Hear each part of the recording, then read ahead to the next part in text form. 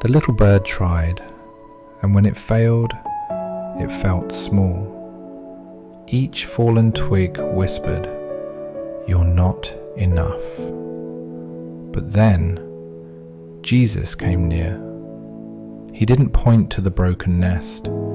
He looked at the bird, and in that gentle moment, the bird remembered.